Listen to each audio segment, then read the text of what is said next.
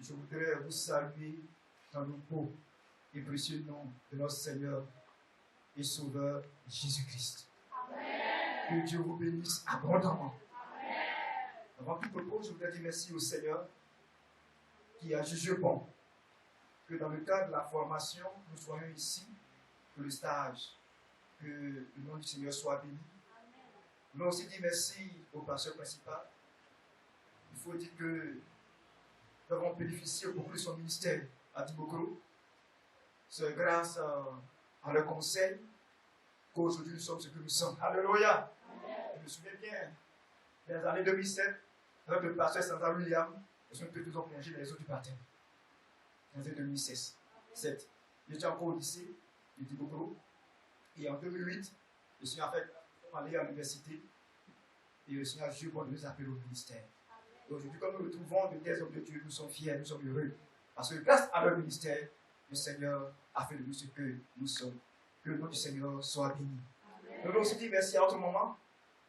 Je me souviens très bien qu'elle était au PMI de Dibokro. C'est comme si c'était hier. On m'a appris de Dieu bénisse. Je dis merci aussi aux différents collaborateurs, vraiment pour le travail que vous faites aux côtés de l'homme de Dieu, pour que le Seigneur puisse avancer. Que Dieu vous bénisse abondamment. Et nous voulons aussi dire merci à l'ensemble du peuple de Dieu. Sans vous, nous ne pouvons pas avancer. C'est parce que vous êtes entendre la vision de l'homme de Dieu pour le soutenir, pour entendre la vision que l'homme du Seigneur avance. Alors que Dieu vous bénisse abondamment. Alléluia. Nous allons faire quelque chose. Nous allons tous nous tourner debout, s'il vous plaît. Et aujourd'hui, nous n'allons pas applaudir comme nous avons l'habitude de le faire. Mais nous allons faire comme le peuple juif a eu à le faire quand Jésus était monté sur un anon, faisait son entrée à Jérusalem. On entendait des cris Hosanna, celui qui revient bientôt. Hosanna. Tout le peuple juif debout. Certains déposaient des feux de palme à terre, d'autres des pagnes, vraiment pour dire Hosanna celui-là. Alléluia. Alors ce matin, nous allons tout dire comme accord. Dire les merveilles de ce Dieu-là. Nous allons célébrer l'agneau immolé. Nous allons dire Hosanna à celui-là même qui nous a rachetés de la belle manière. Hosanna à celui-là même qui est mort à la croix et qui a payé le prix pour qu'aujourd'hui nous soyons enfants de Dieu. Ensemble, élevons la voix et disons Hosanna à ce Dieu-là. Alléluia. Bénissons le Seigneur. Célébrons le Seigneur. Disons-lui combien de fois il est grand. Disons-lui combien de fois il est merveilleux. Disons-lui combien de fois il est glorieux. Disons-lui combien de fois il est merveilleux. Ensemble, bénissons ce Dieu-là. Alléluia. Nous voulons bénir le Dieu qui a donné ce sur la terre. Nous voulons bénir celui-là même qui nous a tellement aimés. Oh, bénissons la guidance et progressivité. De prêcher, j'aime beaucoup chanter ce petit cantique. Et je crois bien que tout le monde est bien s'habiller ce matin. Nous allons chanter ce petit cantique, c'est merveilleux. Dans 1 Corinthiens, le chapitre 10, à partir du verset 1. 1 Corinthiens, le chapitre 10, à partir du verset 1. Frères, je ne veux pas que vous ignorez que nos pères ont tous été sous la nuée. Qu'ils ont tous passé au travers de la mer. Qu'ils ont tous été baptisés en Moïse, dans la nuée et dans la mer. Qu'ils ont tous mangé le même aliment spirituel. Et qu'ils ont tous bu le même breuvage spirituel. Car ils buvaient à un rocher spirituel qui les suivait. Et ce rocher était Christ. Mais, la plupart d'entre eux ne furent point agréables à Dieu, puisqu'ils périrent dans le désert. Or, ces choses sont arrivées pour nous servir d'exemple, afin que nous n'ayons pas de mauvais désirs, comme ils en ont eu. Ne devenez point idolâtres, comme quelques-uns d'eux, selon qu'il est écrit, le peuple s'assit pour manger, pour boire. Puis ils se levaient pour se divertir.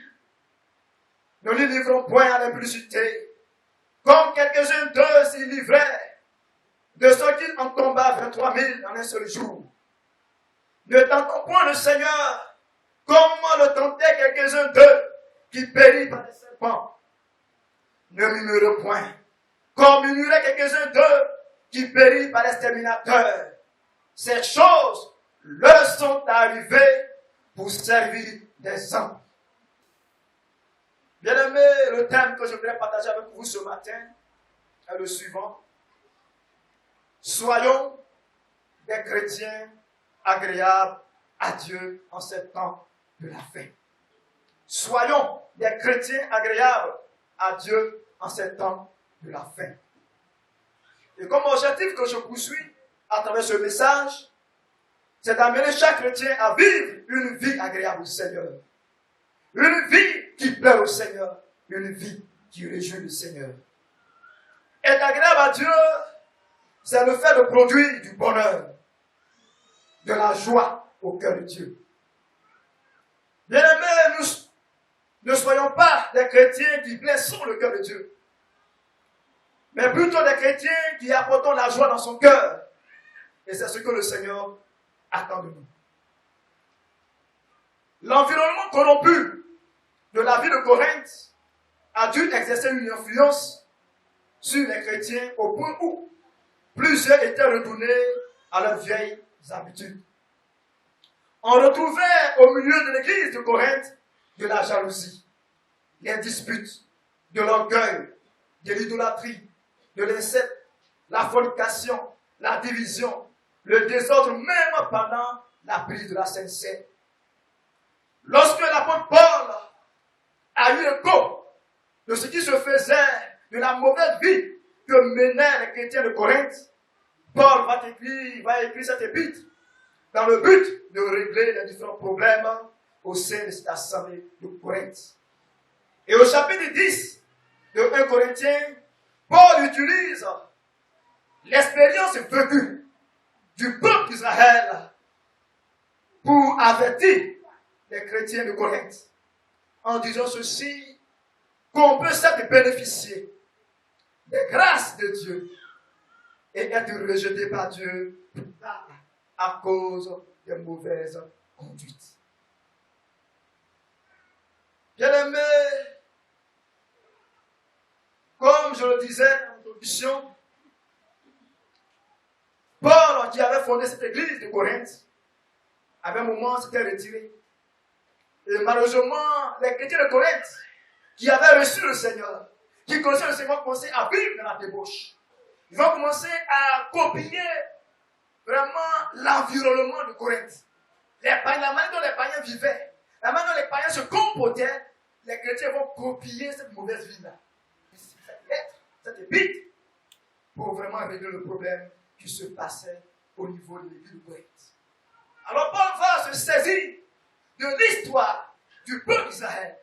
Comment ce peuple a vécu avec le Seigneur et ce qui s'est passé avec Dieu pour interpeller le peuple de Corinthe. Pour les amener à comprendre qu'on peut certes bénéficier des grâces du Seigneur, bénéficier des privilèges de Dieu et être plus tard rejeté à cause de notre mauvaise vie avec le Seigneur. Alors voyons le premier point, les grâces que le peuple d'Israël a bénéficié dans le désert. Et cela, nous pouvons le voir à partir du verset 1 à 5. Le texte dit ceci, à partir du verset 1. Frères, je ne veux pas que vous ignorez que nos pères ont tous été sous la nuée, qu'ils ont tous passé au travers de la mer. Alors comme première grâce, Israël a bénéficié de la part du Seigneur, vraiment une grâce qui est vraiment très importante. La première grâce qu'Israël a bénéficiée dans le désert, c'est qu'Israël était sous la nuée. Sous la nuée. Ça veut dire qu'Israël a été conduit par Dieu. Lorsque Israël avait été vraiment délivré de l'esclavage en Égypte, Dieu avait ordonné, mandaté Moïse de conduire son peuple à Canaan. Mais Canaan, là, Israël ne connaît pas Canaan. Il ne savait pas le chemin par lequel il faut passer pour aller à Canaan. Puis c'était un désert qu'il fallait traverser pour aller à Canaan. Mais Dieu lui-même, alléluia, a été le conducteur de ce. Mais la Bible dit que la plupart d'entre eux périrent dans le désert. Eux tous, excepté Josué et Caleb. Ceux qui sont sortis de l'Égypte en partant pour Canaan. À part Josué Et Caleb, eux tous sont morts dans le désert. Mais la Bible souligne que c'est parce qu'il avait une mauvaise vie qu'il périt dans le désert. Bien-aimés, nous aussi, nous bénéficions tous les jours des grâces du Seigneur. Nous bénéficions des privilèges de Dieu. Nous bénéficions de la sécurité de Dieu. Qui peut lever son doigt pour dire que depuis le début de la semaine jusqu'au jour de dimanche, aujourd'hui, n'a jamais bénéficié de la sécurité de Dieu. N'a jamais bénéficié des grâces du Seigneur. Le souffle de vie, Dieu nous l'accorde. La nourriture quotidienne, Dieu nous l'accorde. La sécurité, la protection, Dieu nous accorde. Plusieurs sont passés par la mort. Mais toi, tu en vis, c'est une grâce du Seigneur. Certains sont couchés dans les hôpitaux malades, luttant avec la vie. Mais toi, tu as bonne santé, c'est une grâce du Seigneur. Dieu fait tellement pour nous. Mais en plus de cela encore, il nous accorde son esprit. Alléluia. Le Saint-Esprit avec nous pour nous conduire tous les jours dans la voie du Seigneur. Il nous fait la grâce encore d'être membre de sa famille. Par le baptême, nous entrons dans l'église du Seigneur. Nous venons, nous communions avec le Seigneur, nous mangeons à la table du Seigneur. Et ce matin, nous avons placé une scène qui est la table du Seigneur, la nourriture du Seigneur, le repas du Seigneur. Nous avons communié avec le Seigneur. Parfois, on ne voit pas un peu le sens même du repas du Seigneur. On dit la table de Dieu. Ça veut dire que le Seigneur est assis, même si on ne le voit pas, il est là. On mange avec le Seigneur. Il met la main dans la table, on met la main dans la même table que le Seigneur pour communier avec lui. Quelle grâce!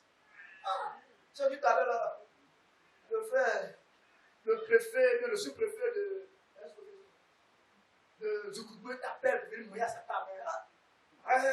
Tu es honoré, hein? Mais ici, là, c'est la table du sous-préfet.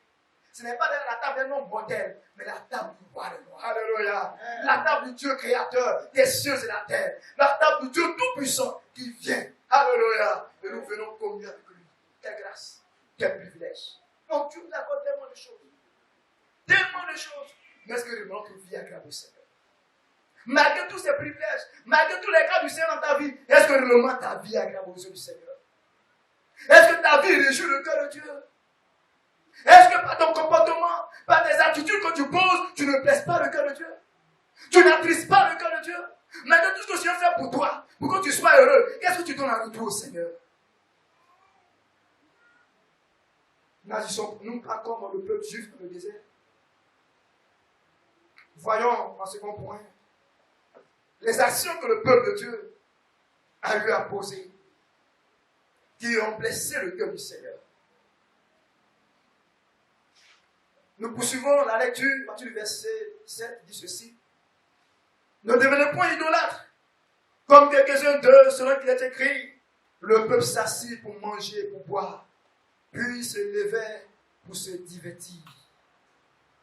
Le peuple, malgré tout ce que Dieu a fait pour le désert, le peuple était idolâtre. Ils étaient idolâtres. Ce peuple avant-hier, que quand Dieu a fait sortir de l'Égypte, Dieu a fait traverser la mer Rouge.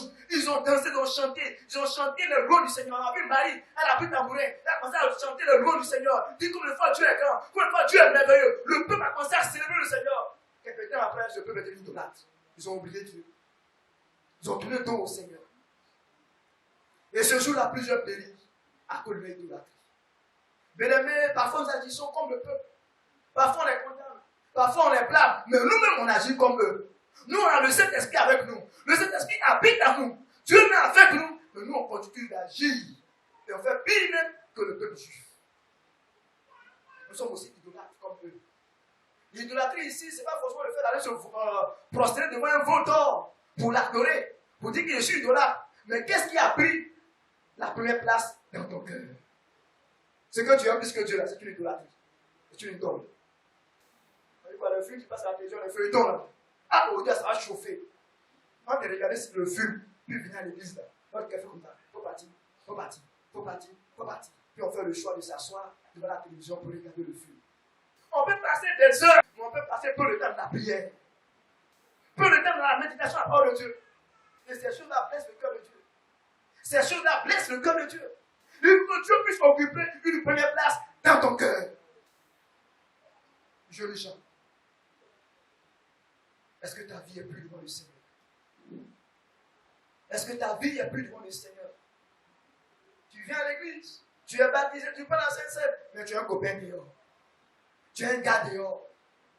Dans le noir, dans l'obscurité, dans le couloir, où tu passes, la personne te voit, mais Dieu lui te voit. C'est pas nous ces choses-là. Parfois, sur nos portables, Android, des films pornographiques, nous regardons ces choses-là. Pour suivre notre conscience. Notre conscience est souhaitée. Et quand nous faisons ces choses, le cœur de Dieu est blessé. Quand on vient, oh, dimanche, on va chanter, on va danser, on va rouler, on dit, oh, vraiment, c'est un vrai adorateur de Dieu. Ah, moi, la soeur, là, vraiment, le frère, là, vraiment, oui, bien, le responsable, là, vraiment, il aime le Seigneur. Mais après l'église, la vie après l'église, oh, c'est gâté. Frère, ressaisissons-nous.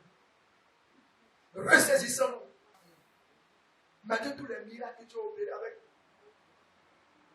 malgré tous les miracles que tu as opérés dans le désert, Dieu a fait sortir l'eau du rocher. Dieu a envoyé la manne. Pendant 40 ans, on marchait dans le désert, on dit les chaussures se point usées. C'est ça, non? Les chaussures se point usées dans le désert. Pendant 40 années, Dieu a pourvu à leurs besoins. Pour dire que Dieu a pourvu aux besoins de son peuple dans le désert. Dieu a pris soin de son peuple dans le désert. Quand même parfois, même, au verset 10, on dit le peuple se tient encore murmurer. Non seulement murmurer contre Moïse, et murmurer contre Dieu. Quelqu'un qui nous dirige. Nous-mêmes, on va se faire vraiment quelqu'un qui va nous diriger, qui va nous conduire. La ville des Corées, les Tatars, la Bira sont révoltés contre Moïse, révoltés contre Dieu. Frère, ayons la crainte de Dieu. Ayons la crainte de Dieu. Ce Dieu que tu sais, est-ce que tu le connais? Alléluia. Ce Dieu que tu le sais, est-ce que tu le connais? Même si on connaissait vraiment ce Dieu-là, on a tout fait pour être agréable au Seigneur. Alléluia. Le Tatan me connaît. Un coup de deux. Alors Dieu va ouvrir la terre. Dieu va ouvrir la terre. Abiram, Corée, Tatan, eux, leur maison, tous les biens vont être engloutis dans le son. Puis Dieu va fermer la terre sur eux. Puis Dieu va avoir le feu pour sceller. Alléluia. Pour démontrer que vraiment ce Dieu que nous servons là, ce n'est pas quelqu'un qui s'amuse avec le péché. Il ne joue pas avec le péché. Il aime le pécheur, mais ne joue pas avec le péché. C'est pas frère et soeur, séparons des murmures. Ici, dans le contexte de notre texte, c'était les murmures que le peuple de Dieu, vraiment à la cour de Moïse, et Dieu va envoyer des serpents derrière, des serpents brûlants pour les piquer dans le désert. À cause de les murmures, à cause des murmures contre l'homme de Dieu. Mais en réalité, parfois, quand nous murmurons comme les pasteurs, parce que, en son temps, si on pouvait nous mettre dans le contexte, on pouvait dire que Moïse était un pasteur, un berger qui conduisait le peuple à Canaan. Et de nos jours aussi, Dieu aussi a établi des pasteurs sur son église pour conduire son église, pour diriger son église. Mais parfois, on arrive à murmurer contre les pasteurs, à murmurer contre nos mamans, à murmurer contre nos responsables qui nous dirigent. Parfois, on se plaint, on murmure. Mais frère, les murmures là, quand tu murmures contre une autorité que tu as établie, ce n'est pas contre l'autorité que tu murmures, mais c'est contre celui qui l'a établi que tu murmures. C'est ce qu'on ne comprend pas. On murmure contre Dieu. Et si toi tu te plains de Dieu là-haut, en fait la parole c'est là, qui peut régler? En parlant entre nous, les hommes, on peut régler. Mais parlant entre toi et Dieu là, qui peut régler ça? Qui peut régler ça? Frère, faisons tout pour ne pas blesser le cœur du Seigneur. Le verset m'a tellement marqué, 1 Corinthiens 9, verset 27.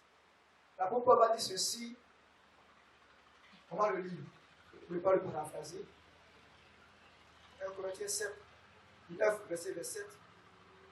Parce que l'apôtre Paul dit ceci, mais je traite durement mon corps et je le tiens assujetti, de peur d'être moi-même rejeté après avoir prêché aux autres. Oh, c'est un verset vraiment pour marquer. Est-ce que ma vie est agréable au Seigneur? Est-ce que vraiment je marche comme le Seigneur le veut?